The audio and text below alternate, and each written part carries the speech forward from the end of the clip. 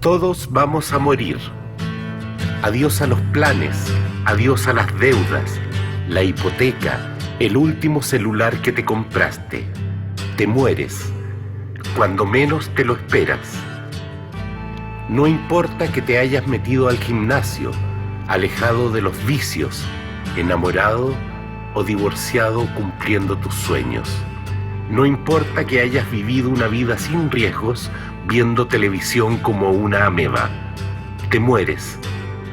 No hay nada que hacer. Es probable que lo primero que quieras hacer después de muerto es avisarle a tus seres queridos que estás bien, que llegaste. Ahí es donde empieza esta historia. Sebastián es medium. Hace unos años descubrió que se comunicaban con él personas que estaban muertas. Esta es una serie documental que recoge parte de sus experiencias.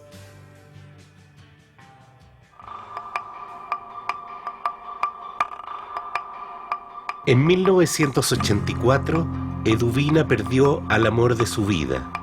Su nombre era Julio y juntos tenían 2 hijos. 26 años después de su muerte, Eduvina y Nadia, su hija mayor, contactaron a Sebastián. Ellas quieren saber si Julio aún está cerca. Hay algo que es un sobrenombre como ser... Un sobrenombre como decirle a alguien China. Sí. ¿Okay? ¿Él te decía China? No, China. a la esposa le decía así. A su primera esposa Claro. le decía China. Sí. Y hay otro sobrenombre que es como... Bueno, además como de gordita, pero algo relacionado con gordita. Sí, a mí me decía así. ¿Te decía gordita? Mi nombre es Eduvina, soy la pareja de Julio Oliva, que fue asesinado el 23 de agosto de 1984. ¿Él tuvo un hermano que falleció? ¿Un hermano menor que falleció chiquitito? Sí. Tuvo un hermanito que falleció chiquitito. Sí. Ok. Él dice que está con él ahora, digamos, que está con ese hermanito. ¿Tú tienes un hermano menor? Hay un hombre menor, un hermano menor, ok. ¿Tu hermano tenía 3 años cuando él falleció? Sí. Yo soy Nadia, soy periodista.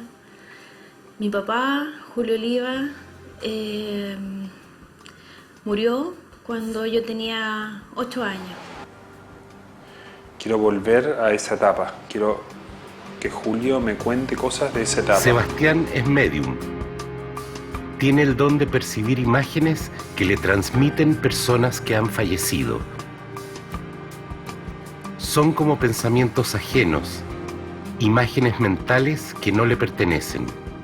Nombres, sobrenombres, fechas, anécdotas, alguna prueba de que el otro está ahí. Actualmente Sebastián hace sesiones con deudos, gente que ha perdido a algún ser querido. Acuerdan una cita y se reúnen. Lo que ahí suceda es imposible de prever.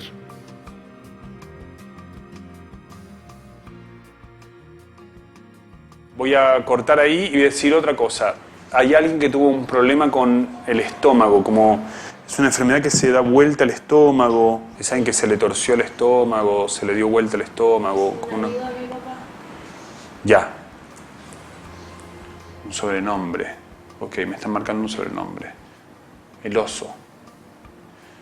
El oso, el oso es El oso. Ricardo, el que tiene problemas en el estómago y a él siempre le dijeron oso. El oso, ese es el sobrenombre. Y es un tipo flaco, alto, como medio de estos altos que llegan a estar como medio desgarbados incluso.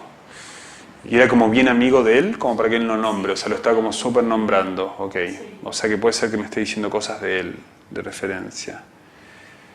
Ok, el oso, ok, que ahora voy a hablar del oso entonces. Él es Ricardo, él es el oso, el amigo de mi papá. El amigo de mi papá que fue el último que lo vio vivo. El que salió a la sesión cuando en algún momento Sebastián hablaba del oso, él es. Y me contaba que por mi papá él se había metido al partido a los 15 años. Se le llenan los ojos de lágrimas cuando se acuerda de mi papá. Hay algo con un diario. ¿Él salió en el diario o hubo una nota en el diario de él? Sí. Ya. Y había alguien también que no quería que ustedes tuvieran esa nota, que no tuvieran guardado ese diario. Hubo un conflicto respecto a que él salió en el diario. Sí. ¿Cómo fue? Bueno, salió en el diario y no querían que yo viera la... ¿Qué salió en el diario? ¿Que falleció? Claro. Todo armado. Veía la foto. Claro. Ah, tremendo. Claro, entonces yo escuchaba que hablaban del diario, si salió en el diario, salió en el diario. Entonces viene una vecina, que siempre lo llevábamos al colegio a ella, con el hijo de ella, y yo le digo, por favor, le digo, cómpreme el diario. Y ella me lo trajo y ahí salió la foto. Ya. Y claro, entonces era que no querían que yo lo viera. O sea, claro, yo lo vi y era él, aunque estaba tapado, pero eran sus manos, eran sus zapatos, era su ropa. Era él. Era plena dictadura militar y Julio había tomado el camino de las armas para luchar contra el régimen. Un día de invierno, Julio y algunos de sus compañeros asaltaron una armería. Su operación había sido detectada por la inteligencia y en el lugar de los hechos los esperaban los policías. Ahí lo reconocí por el diario.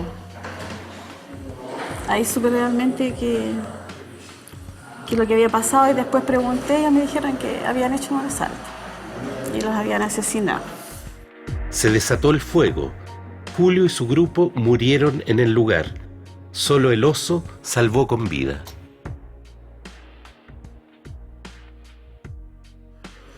El olor a diario antiguo.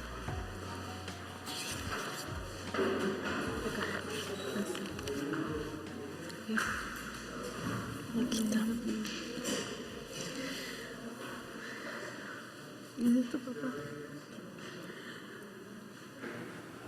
9 muertos en enfrentamientos. En Santiago fracasó asalto a 2 armerías.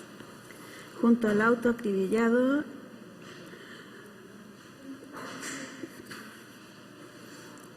en que huía en compañía de otro. Esas se suponen que son las armas que...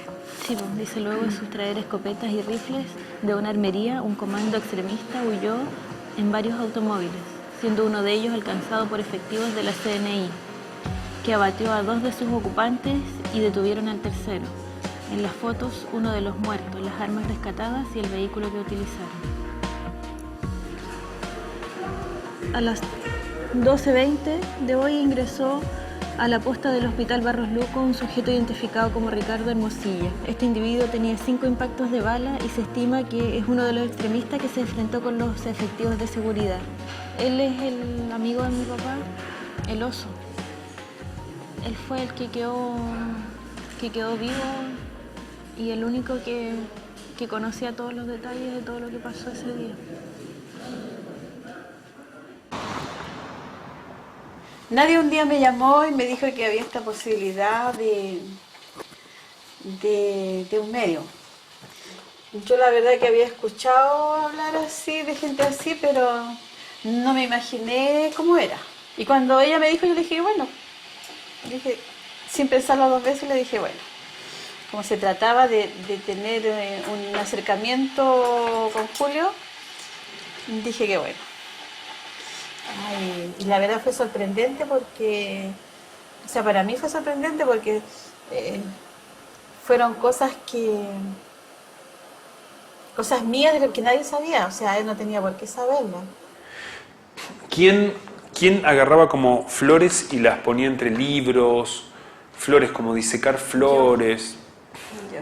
O sea, las rosas que él me regalaba yo las iba colocando en un libro. Perfecto, ya, él se acuerda de eso, está bien. Y tenías como un poemita que él te regaló, que creo que era de Neruda o alguien chileno, era como un poemita con... Sí, o sea, siempre me recitaba, me gustas cuando callas porque estás como ausente, y era muy habladora. Irónicamente lo decía. Claro.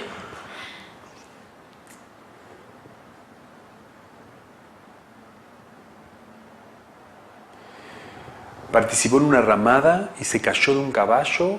Se hizo como el choro de subirse a un caballo en una de estas, cuando uno tiene los caballos y los doma, digamos. Cuando quiere domar los caballos, hizo como el choro, se subió a un caballo un 18 de septiembre y se cayó. Le tomaban el pelo siempre por esa situación, digamos. Era como, ¡ay, que no te sacamos una foto! Era como que se juntaba ese grupo de amigos y siempre le tomaban el pelo por eso. Pero eso fue cuando fuimos a Maipo, donde una tía... Bien. Y habían tomado muchas chichas. Entonces, él, claro, se quiso hacer el que él la sabía choro. toda, claro, y se monta en el caballo y se monta al revés. Ya. Todos se reían de él porque decía, se le perdió la cabeza del caballo. Claro. Perfecto, perfecto. Claro, y ahí él, donde se dio vuelta para mirar la cabeza del caballo que estaba al otro lado de él, ahí se cayó. Ya, perfecto. Perfecto. Esa es una anécdota que él trae que es divertida. Se está riendo, la está empezando a pasar bien, se está empezando como a relajar. Hay un chiste como no me puedo reír porque me pasa tal cosa. Hay como un chiste que no me puedo reír porque se me acalambra el pecho. Hay algo que le pasó en el pecho que no se podía reír. O sea, tenía como que tenía un problema con el diafragma. Ya. Costillas fracturadas por la tortura. Entonces ¿Ya? no se podía reír así, claro. Porque él estuvo torturado. Sí. Ah, él fue torturado. Sí, él fue torturado. Y le quebraron las costillas. Sí. Y después lo liberaron. Sí. Ya, y volvió. Y esa Claro. era el parte de la cosa, que no se podía reír. Claro, porque le dolía. Pero se lo tomaba con gracia. Sí. La mayoría de las cosas que recuerdo fueron anécdotas, cosas chistosas. Entonces, mi papá era muy así, era muy divertido. Yo me acuerdo hacía muchas leceras en la casa, o sea, me perseguía recitando a Neruda, con el tono de voz de Neruda. Entonces, recordar esas cosas es algo muy bonito, algo súper emotivo. Porque mi papá era un tipo súper alegre. La situación esa del caballo, yo me acuerdo que me la habían contado varias veces, que en algún momento hablan de que él se cayó de un caballo por estar haciéndose el chistoso. Entonces, era muy típico de él. Eran cosas que claro, que me traen los recuerdos de él así demasiado vívidos, demasiado presentes. Entonces, esas cosas así me hicieron decir, uff, sí, qué potente, qué heavy lo que está pasando en este momento, cuando estábamos ahí en la sesión con Sebastián. Y alguien, voy a volver a... Hay alguien que como que le dicen un sobrenombre que es como de un personaje de la televisión. ¿A qué, cómo le decían a tu papá? El pájaro loco. ¿Le decían el pájaro loco ese sobrenombre? Bonito. Y sus amigos me dicen la pajarita. Como herencia del sobrenombre del pájaro loco. Ya. Un sexto sentido es la definición más cercana. ¿Cómo se le explica un sonido a un sordo? ¿Cómo es el celeste para un ciego? El sexto sentido funciona igual que los otros sentidos, con imágenes mentales. Vaso, vaca, cara, vacaciones en un lago, del norte, éramos felices. Sebastián recibe imágenes, pensamientos, sensaciones, como una intuición, telepatía, mediumnidad, canalización, intuición. Y hay algo con una... Él tenía escondido un arma que la encontraron después, tenía como escondido un arma y la encontraron después, y después como que la sacaron, la envolvieron en una tela y sacarla y botarlo, sacarla de donde estaba escondida, era como una cosa así como... Y era un lugar donde había como ladrillos, es como si estuviera escondido en un lugar como debajo de un lugar con ladrillos, tapado como con ladrillos, hubo como que romper y recuperar eso. Él agradece eso, que hayan hecho eso, y lamenta haber dejado eso ahí también, digamos, o sea, como que sabe que fue como comprometedor, que estaba como la parte violenta de él, cuando él en realidad era un tipo como súper sensible también.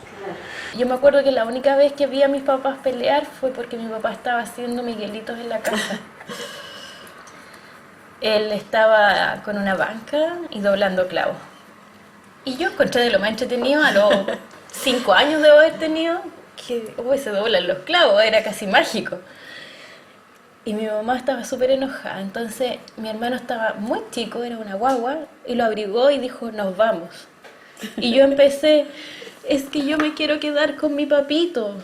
Y mi mamá me decía, ya quédate con él, pero es que yo no quiero que se vaya mi mamita. Entonces tironeé tanto que al final mi mamá cedió. Siempre ese día. Siempre cedía, además que yo sé que estaban muy enamorados los dos, entonces mi papá guardó las cosas, dejó de hacerlo. Y ahí mi mamá lo hizo prometer que nunca más se iba a meter en nada. Pero yo hoy día, donde he ido conversando con otras personas, entiendo que mi papá no podía dejar de hacerlo, que era algo más grande, que incluso prefirió ocultarle esas cosas a la mujer que amaba para no hacerla sufrir, pero que él no podía dejar de hacerlo. Y yo siento esa fuerza que hay ahí adentro, que tal vez no sé cómo describirla todavía, pero esa fuerza, esas ganas de hacer que las cosas sean más justas. El que su lucha haya sido no solo por él, ni siquiera solo por nosotros, su familia. Era por nosotros, pero también por mucha gente más. Era algo más grande. Muchos de los amigos que conocí hoy día de él me han dicho, es que fue tu papá el que me llevó.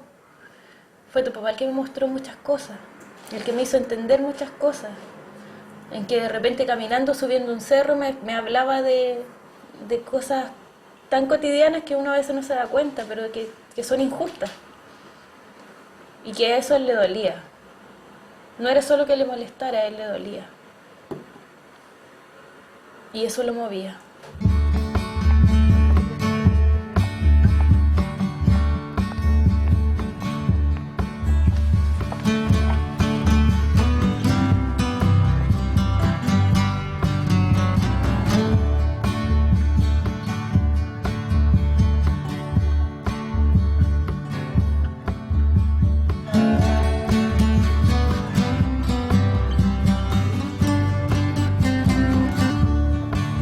Hubo un desacuerdo con el entierro, hubo una pelea respecto al entierro, parte de la familia lo quería enterrar de cierta manera y tú no quisiste, lo enterraste de otra manera. No, fue más por precaución que no se hizo nada. Ya. O sea, se enterró como, súper rápido.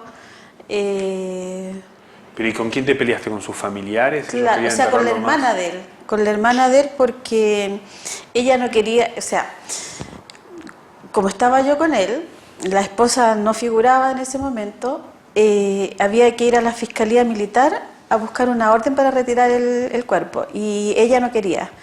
Y tuve que decirle que tenía que ir, que era su hermano, porque ella decía, déjenlo, es que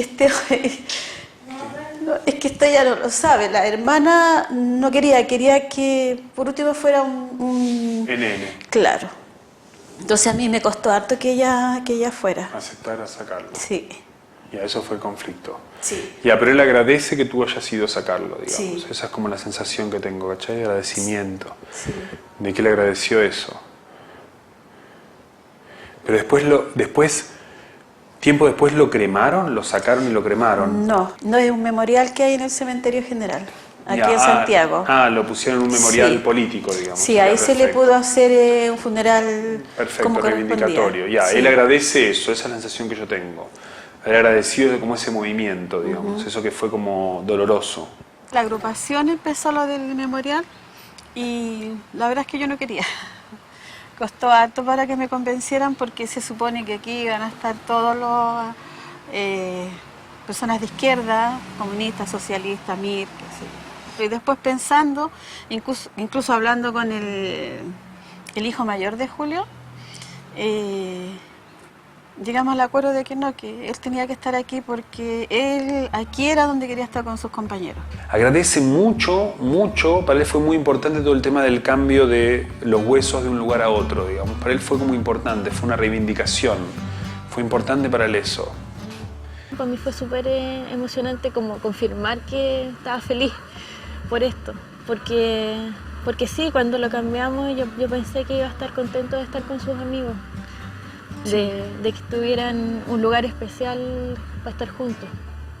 porque yo creo que eso es lo que de verdad quería él.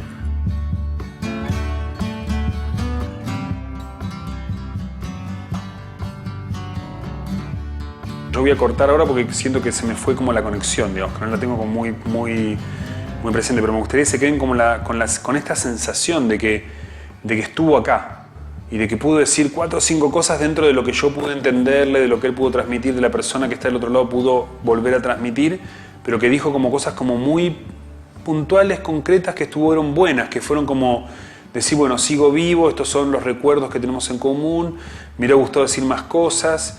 Quiere decirles que está alrededor de ustedes, o sea, que vive la vida cotidiana de ustedes, que sabe de ustedes, que los acompaña lo más que puede. Yo estoy orgullosa de mi papá, estoy orgullosa de lo que fue y de lo que siento que es todavía, para nosotros, para sus amigos, para gente que a lo mejor ni siquiera conocemos. Yo fui feliz con tu papá.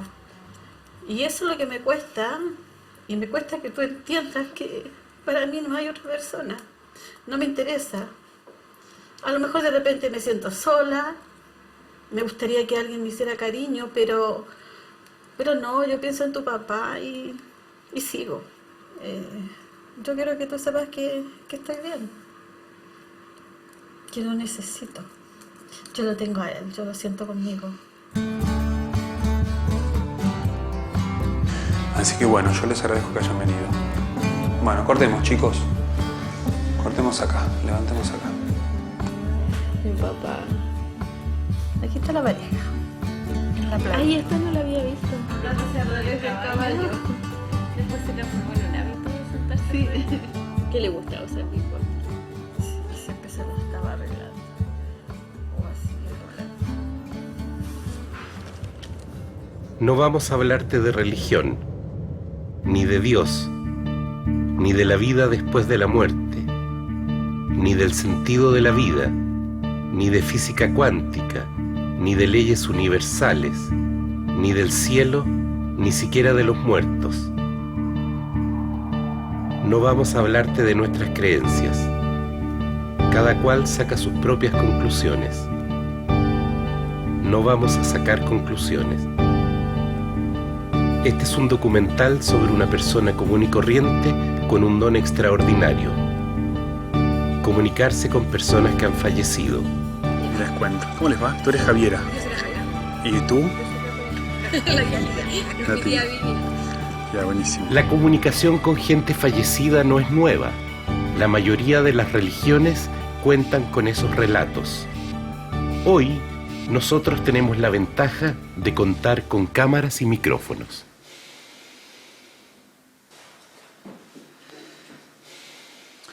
Esto es alguien que se cambió de casa porque en la zona que vivía llovía mucho. Entonces como que se cambió y se fue a un lugar donde llovía menos. Como se hubiera mudado desde el sur hasta acá, y una de las razones era que sufría mucho con la lluvia, con las articulaciones. Vivía en el sur y se la trajeron a vivir a Santiago, como para cuidarla. ¿Ok? Y después falleció un tiempito después, pero como que fue clave poder sacarla y traerla desde el sur. No tan sur, siendo que es Chillán, que es como por ahí, digamos, pero es un lugar como que llovía mucho, había mucha lluvia. Y saben que se resfría, le da neumonía, y nunca se recupera. Y se muere como por una neumonía o por una afección, sí, que tiene que ver con los pulmones. Y tiene que ver con esto, con pasar mojado, por pasar humedad, hay como alguien que siente culpa por eso, digamos, sí, como que, sí. Y después como que la familia se siente culpable por eso porque sienten que la abandonaron, ¿ok? Y tenía como un dolor de artritis también, o sea, todo el tema de la humedad era muy complicado. Y a eso me refería. Después cuando uno llega a la casa se da cuenta de las condiciones en las que vivía, que había una mancha de humedad, como que es como medio duro eso para la familia, digamos, es como una sensación de culpa, de abandono, de haberlo abandonado, ¿ok? Y especialmente tengo que hablar como de un cuartito en particular y de una mancha en el techo en particular. No sé exactamente qué tiene que ver eso, pero es como, encontrarse con eso, ¿cachai? Encontrarse con eso y que es como muy doloroso. Ah, mierda. Ya. No sé quién estoy hablando, no sé si es una abuela, no sé quién es. Mi tía. ¿Es tu tía? La tía Chela. Sí, que todos nos asombramos de las condiciones que ella vivía. ¿Sufrió con el tema de la humedad? Ella Sí, sufría, sí, ella tenía... tuvo neumonía por lo mismo, o sea, Ah, ella falleció de neumonía. sí. Y el cuarto estaba con una mancha de humedad justo en ese lugar, así. Y cuando falleció se sintieron un poco culpables de que hubiera vivido así. Ya, perfecto. Perfecto. Ella está bien. ¿Qué estamos Está súper haciendo? bien. Y está como súper contenta. ¿Con quiénes nos estamos comunicando? ¿Con qué vamos a encontrarnos? Este no es un documental de respuestas. Todos tenemos miedo a la muerte. Todos vamos a morir. Nadie está seguro de qué pasa después.